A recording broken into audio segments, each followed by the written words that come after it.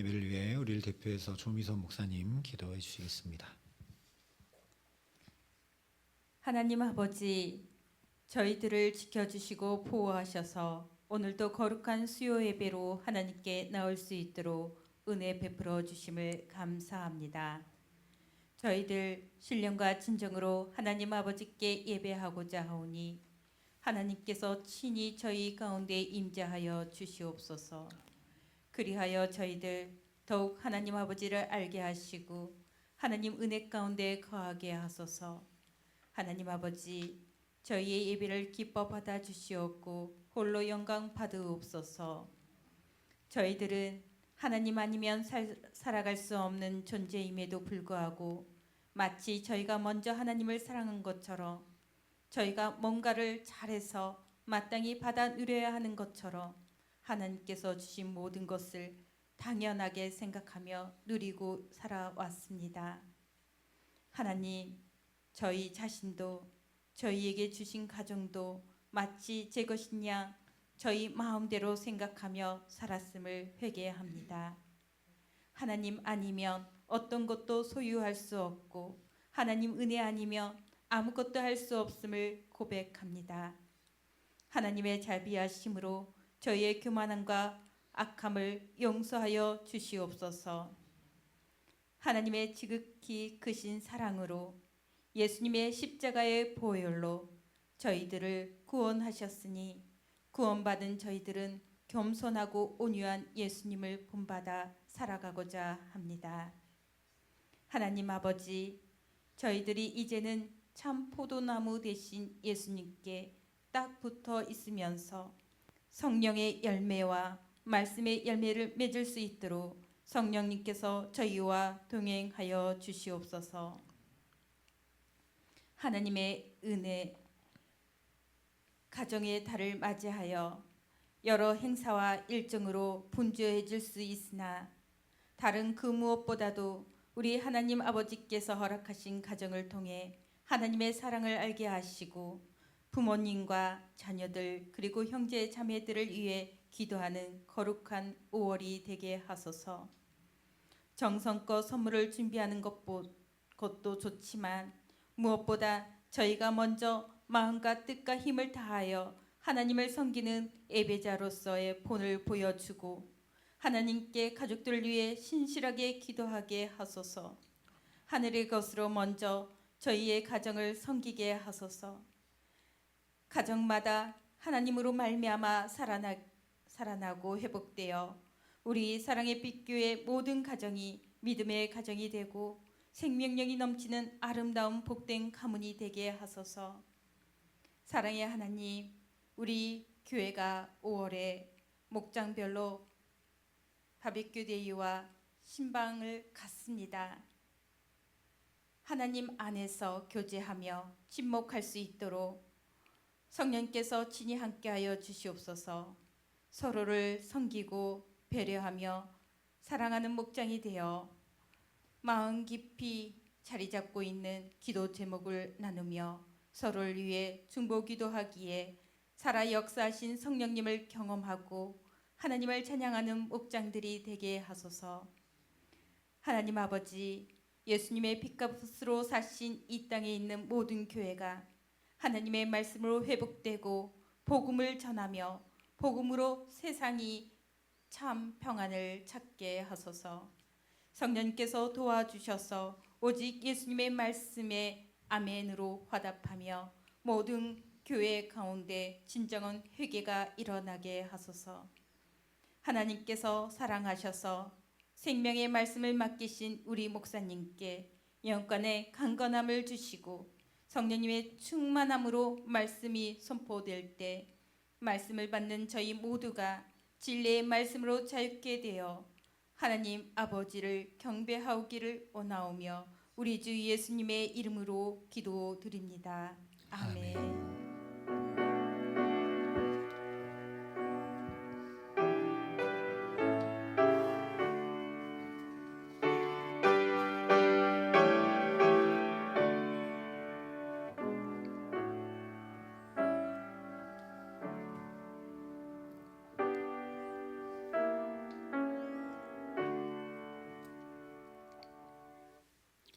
오늘 우리에게 주시는 하나님 말씀은 마태복음 26장 69절부터 75절의 말씀입니다.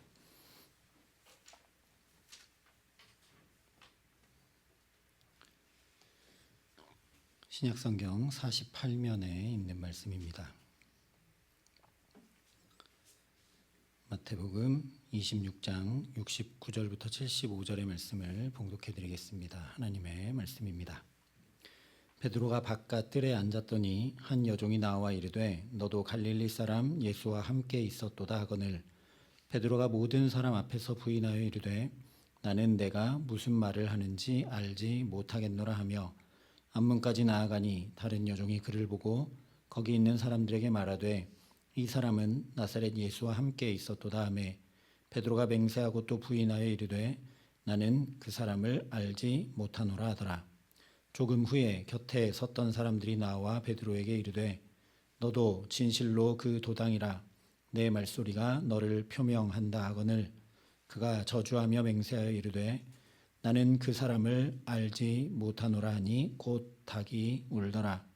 이에 베드로가 예수의 말씀에 닭 울기 전에 내가 3번 나를 부인하리라 하심이 생각나서 밖에 나가서 심히 통곡하니라. 아멘.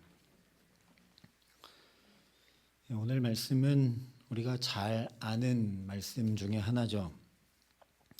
베드로가 예수님을 3번 부인하고 저주까지 한 장면을 오늘 마태복음이 우리에게 전해주고 있습니다. 베드로는 우리가 잘 알고 있듯이 저 가이사랴 빌립보에서 주는 그리스도시요 살아계신 하나님의 아들이십니다 라고 믿음을 고백했던 제자들 중에 대표이고 수제자입니다.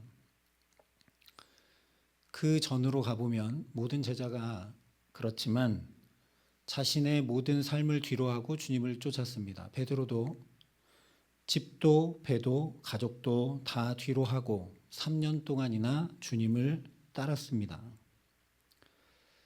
어떻게 이렇게 순식간에 그런 예수님을 부인하고 저주까지 할 수 있을까? 이해가 되는 것 같으면서도 되지 않습니다. 물론 우리 인간의 연약함 때문이죠. 멀리 갈 것도 없이 우리나라 역사만 보아도 일제 치하의 신사참배가 강요당할 때 교회는 거의 신사참배에 동참했습니다. 몇몇 분들 순교하며 신앙을 지켰고 대부분은 신사참배에 동참했죠. 우리의 연약한 본성은 상황과 환경에 따라 또 내 목숨이 위협에 놓이게 되면 이렇게 베드로와 같은 모습을 나타낸다라는 겁니다. 그런데 이런 우리의 연약함만 가지고 베드로의 부인을 생각할 것이 아니라 오늘 이 말씀을 통해 베드로가 왜 부인하게 되었는가 조금 더 자세히 살펴보고, 그런데 그보다 더 중요한 것은 부인하고 저주하기까지 한 베드로가 어떻게 심히 통곡하고 울며 회개할 수 있었는가 하는 것을 함께 살피며 은혜를 나누려고 합니다. 일단 베드로가 부인하는 과정을 좀 살펴보면 오늘 마태복음에는 잘 기록되어 있지 않지만 동일한 내용을 기록하고 있는 누가복음 22장에 보면 첫 번째 부인을 할 때 갑자기 베드로를 향해서 예수님과 함께 다니던 자다 이러니까 베드로가 당황해서 나는 그를 알지 못한다라고 부인합니다. 누가복음을 보면 조금 후에 다른 사람이, 그러니까 처음 물어봤던 사람이 아니라 다른 사람이 또 베드로를 보고 너도 그 도당이라 얘기하니까 베드로가 이 사람아 나는 아니다 라고 얘기를 합니다. 그러니까 처음에는 그냥 예수님이 어떻게 신문당하시고 어떻게 십자가의 길로 이렇게 끌려가시는가 멀리서 뒤따라가면서 안타까운 마음으로 그냥 주님만 보고 왔는데 갑자기 나를 예수의 도당이라 하니까 당황해서 처음에 부인합니다. 그런데 조금 후에 또 다른 사람이 그러니까 또 똑같이 너무 당황스러워 부인을 하죠. 그러니까 얼떨결에 아마도 2번 부인을 했을 겁니다. 그런데 문제는 2번을 그렇게 부인한 후에 누가복음을 보면 1시간쯤 있다가 또 한 사람이 장담하여 이르되 이는 갈릴리 사람이니 참으로 그와 함께 있었느니라 말씀합니다.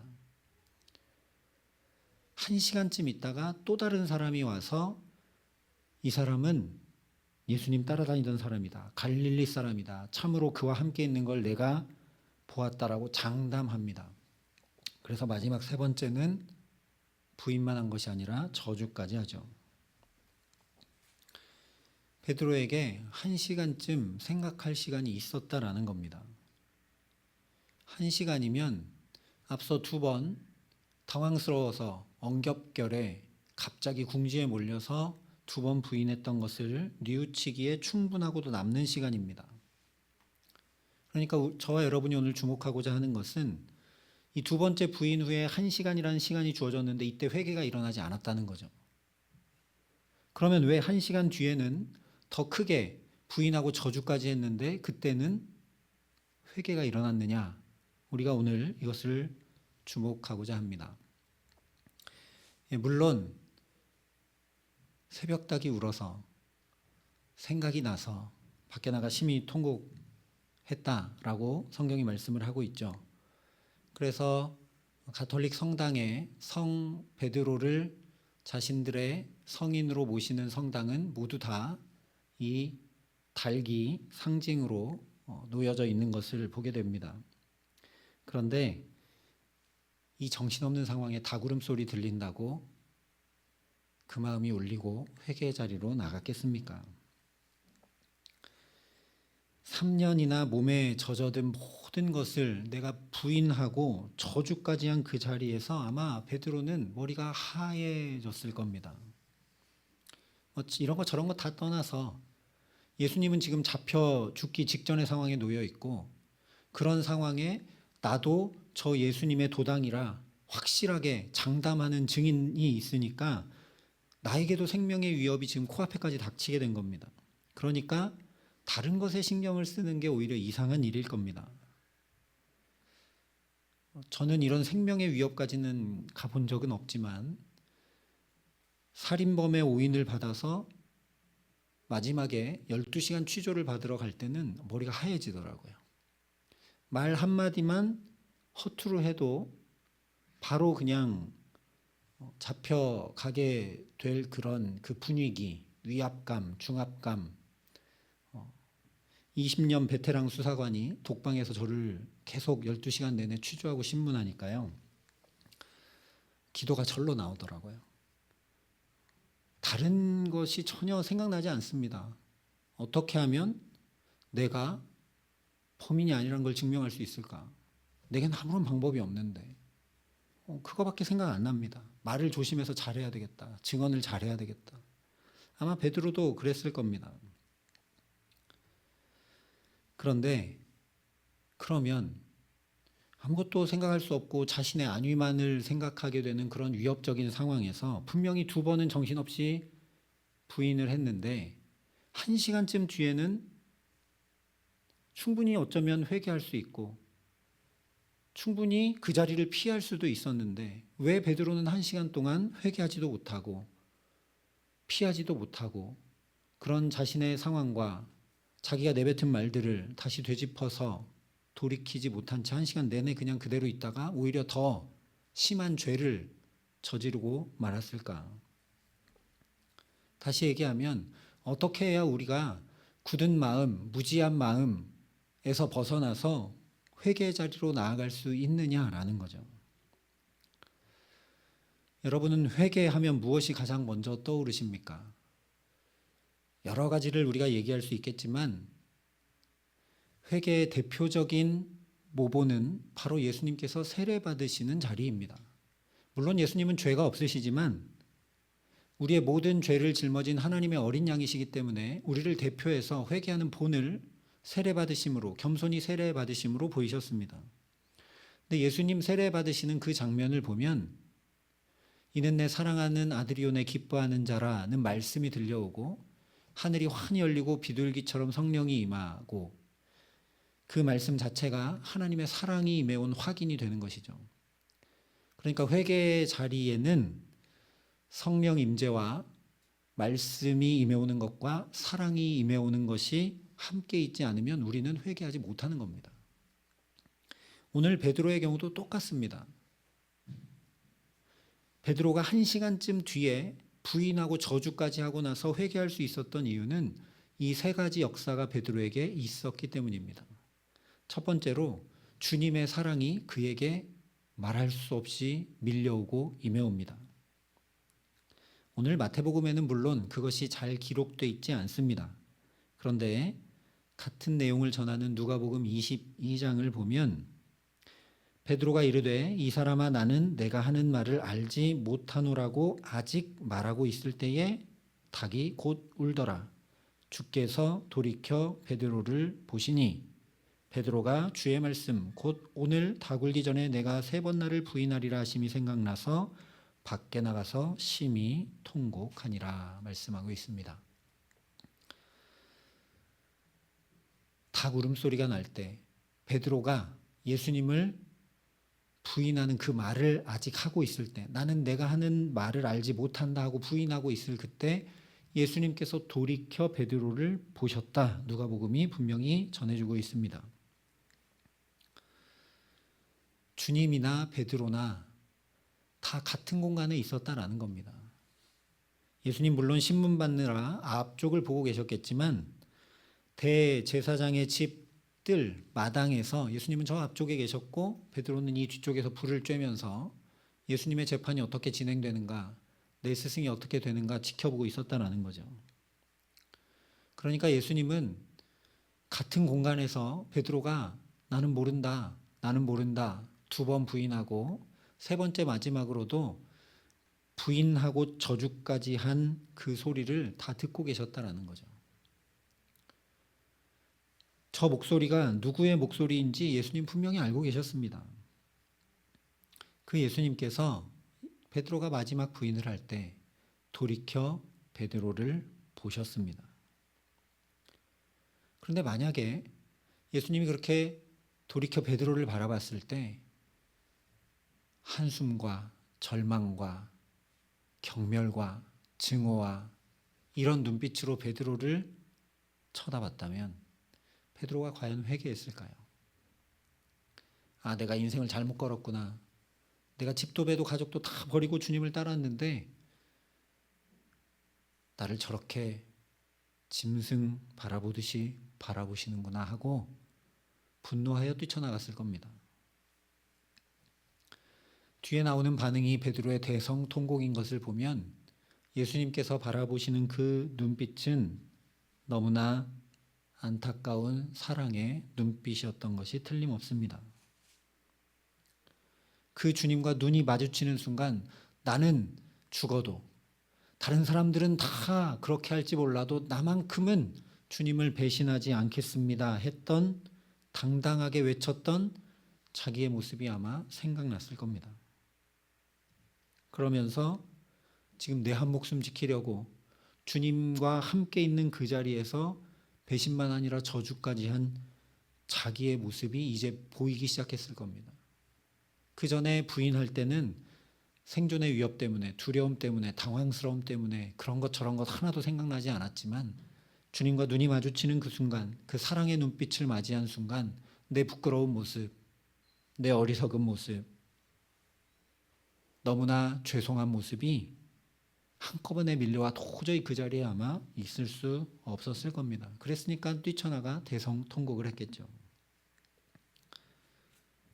아무리 무리를 걷는 기적을 체험해도, 아무리 주는 그리스도시요 살아계신 하나님의 아들이라 고백을 해도, 아무리 내 손에 천국 열쇠를 쥐고 있다 해도, 아무리 내가 세상을 따르지 않고 영원하신 그 주님 붙들고 따르겠다 결심해도 베드로와 똑같이 우리는 무너질 수밖에 없는 연약한 존재들입니다. 우리도 언제든지 그렇게 배신하고 저주하는 자리에 있을 수 밖에 없는 존재라는 겁니다. 예수님과 함께 동고동락하고 3년을 지내고 그 능력 있는 말씀을 듣고 기적도 체험한 베드로가 이랬는데 저와 여러분이 안 그러는 게 이상한 일이겠죠. 그래서 오늘 우리에게 중요한 것은 그런 연약한 우리가 어떻게 회개하여 새롭게 되느냐가 중요한 일인 것입니다. 주님의 사랑이 임해와야만 우리가 새롭게 될 수 있습니다. 돌아온 탕자도 언제 회개합니까? 돼지 사료로나 쓰는 쥐염 열매조차 먹지 못하는 상황에 놓였을 때, 우리 아버지는 사랑이 많아서 종이 아니라 하루 벌어 하루 품삯으로 살아가는 그 품꾼들도 너무 풍성히 대해주시는 그 아버지의 사랑이 생각나자 회개하게 됩니다. 그러니 저와 여러분에게 연약하고 부족하고 무지하고 완고하고 교만한 저와 여러분에게 주님의 사랑이 더 크고 놀랍게 분명하게 날마다 임해오게 하시기를 간절히 기도합니다. 두 번째로, 아무리 주님과 눈이 마주쳤어도 베드로가 인간적으로 생각하면 더 죄송하고 더 민망해서 회개하기는커녕 멀리 더 도망가 버렸을 겁니다. 그렇지 않겠습니까? 만약에 여러분이 이렇게 2번 부인하고 3번째 부인하고 저주까지 했는데 그 당사자인 예수님과 눈이 마주쳤다. 그런데 그 주님이 나를 경멸하시는 게 아니라 더 따뜻하고 애절한 사랑의 눈빛으로 바라보셨다. 그러면 다시 그 주님께 나갈 수 있을까요? 다시는 주님 얼굴을 아마 뵙지 못할 겁니다. 너무 민망하고 죄송해서. 그런데 나중에 보면 베드로는 주님이시다 그러니까 겉옷을 제껴두고 헤엄쳐서 먼저 주님께로 가죠. 어떻게 그렇게 회개할 수 있었느냐? 오늘 75절이 이야기하는 대로 예수의 말씀에 다 굴기 전에 내가 3번 나를 부인하리라 하심이 생각나서 밖에 나가서 심히 통곡하니라 말씀하고 있기 때문입니다. 이건 그냥 기억이 났다 그런 얘기가 아닙니다. 주님의 말씀이 그의 마음과 영혼에 쿵 하고 들려온 것이죠. 베드로야, 네가 아무리 그렇게 얘기하지만 너는 오늘 새벽닭이 울기 전에 3번 나를 부인할 거야. 주님이 해주셨던 말씀이 자기의 마음과 영혼을 쿵 하고 울린 겁니다. 그랬기 때문에 주님이 말씀하신 대로 되었구나. 내가 아무리 결심하고 내가 아무리 의지를 갖고 내가 아무리 내 힘으로 내 믿음으로 고백한다고 했었는데 그런 걸로 되는 게 아니구나. 주님의 말씀이 그대로 이루어지는구나. 그 말씀이 심령과 골수를 쪼개고 이제 베드로에게 들려왔기 때문에, 그랬기 때문에 나가서 통곡하고 회개하게 된 것이죠. 방금 말씀드린 대로 히브리서가 증거합니다. 하나님의 말씀은 살아있고 활력이 있어 좌우에 날선 어떤 검보다도 예리하여 우리 심령과 골수까지 쪼갭니다. 그러니 그 말씀이 들려오지 않으면 우리는 새로워질 수 없고 회개할 수 없습니다. 아무리 인간적으로, 아무리 또 내 마음과 양심에 가책이 있고 그래도 어쩌면 우리는 그런 깨달음과 양심의 가책이 밀려오면 말씀드린 대로 더 멀리 도망가고 민망하여 더 숨게 되고 그렇게 되지 회개하고 새롭게 되는 자리로는 못 갑니다.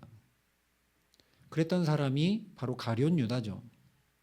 양심의 가책이 너무 감당할 수 없이 쓰나미처럼 밀려와서 예수님 팔았던 돈을 종교 지도자들 앞에 던져버리고 자기는 가서 목을 맵니다. 양심의 가책이 온다고 회개하지 않는다는 거죠.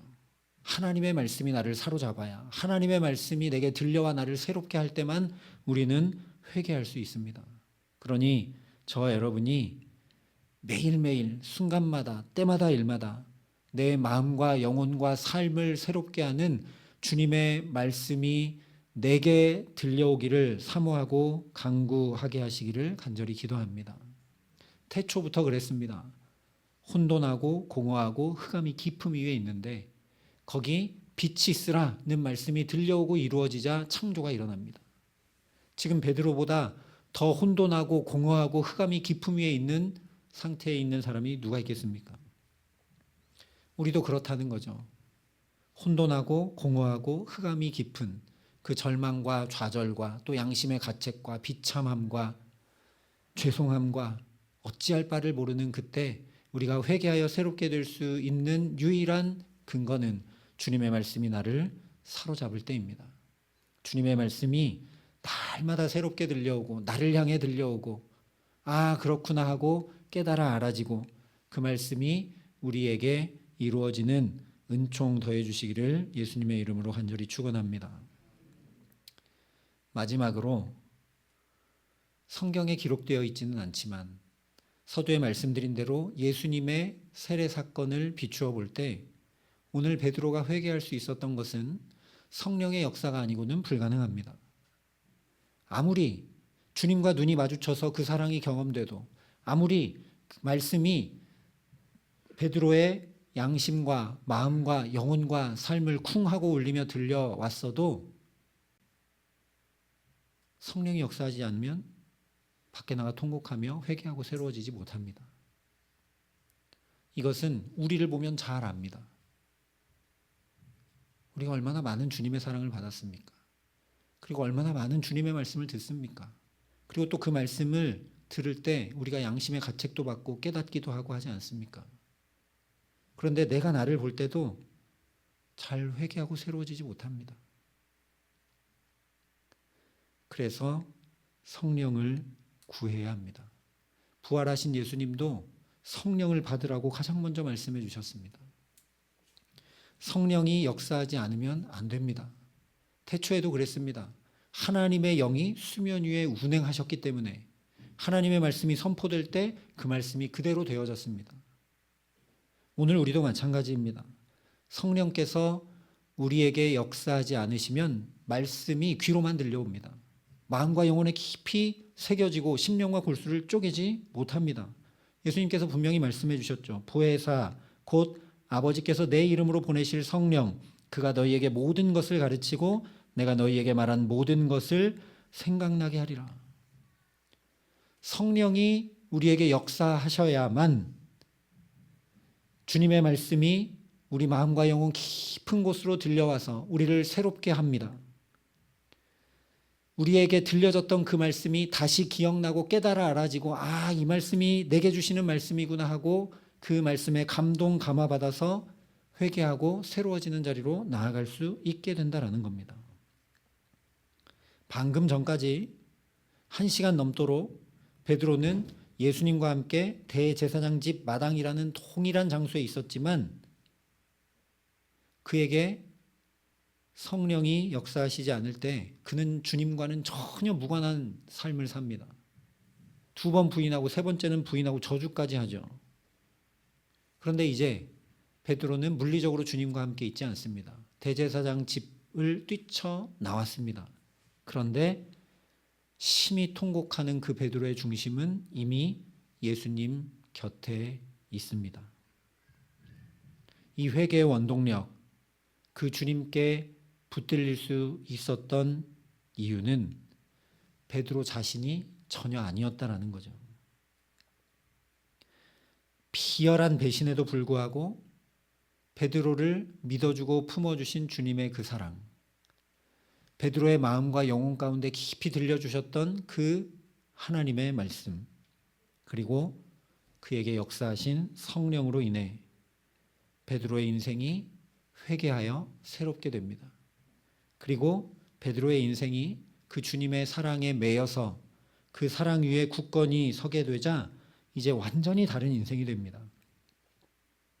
세상의 논리를 따르지 않는 생명의 말씀을 따르는 주님을 더욱 사랑하여 그 사랑하는 주님을 위해 기꺼이 내 목숨도 아깝지 않은 그런 사람이 됩니다. 그야말로 천국 열쇠를 가지고 이 땅에서도 풀고 하늘에서도 풀리는 그런 복된 인생을 살아가게 됩니다. 우리 주님의 참된 능력은 바로 이 말씀의 능력이요, 사랑의 능력이요, 성령의 능력인 줄 믿습니다. 넘어지고 쓰러지고 말씀대로 살지 못하고 또 우리도 여러 상황과 환경 가운데 내가 처한 처지 가운데 중심이 주님께로 온전히 향하지 못하고 말로는 배신하지 않는다고 예배드리며 살아가는지 모르지만 우리 삶의 자리에서 때때로 주님이 없는 것처럼 살고 주님을 무시하며 살고 주님으로부터 뒤돌아서서 사는 우리들을 이 주님께서 오늘도 다시 시작하게 하시는 줄 믿습니다. 내 마음이나 환경이나 건강이나 여러 상황과 환경이 거친 폭풍과 풍랑 같을지라도 주님의 이 놀라운 능력이 우리를 잠잠케 하시는 줄 믿습니다. 그 사랑만이, 그 말씀만이, 그 성령의 역사만이 우리 인생의 반석이 되어서 굳건하고 흔들림 없도록 세우시는 줄 믿습니다.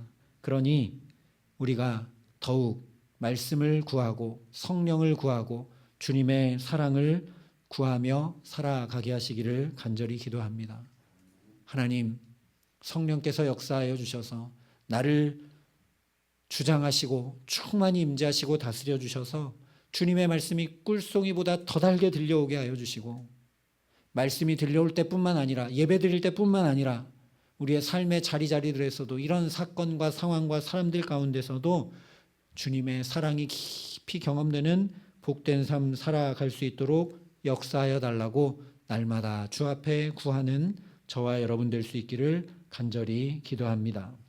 그래서 오늘 베드로처럼 내 힘과 능력과 굳은 결단, 그것이 아니라 주님의 성령에 붙들려서, 주님의 사랑에 붙들려서, 주님의 말씀에 붙들려서 믿음 위에 굳건히 서서 주와 함께 동행하는 복된 삶, 새 삶을 새 사람으로 살아가게 하시기를 예수님의 이름으로 간절히 축원합니다. 함께 기도하겠습니다. 아버지 하나님, 구하는 자에게 성령을 주시겠다 약속하신 말씀 붙들고 이 시간 성령의 충만함 덧입기를 사모하며 간구합니다.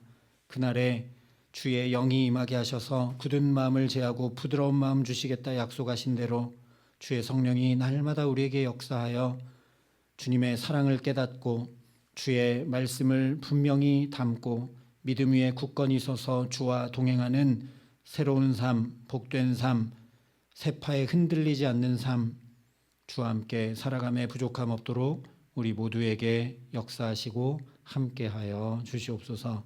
예수님 이름으로 기도합니다. 아멘.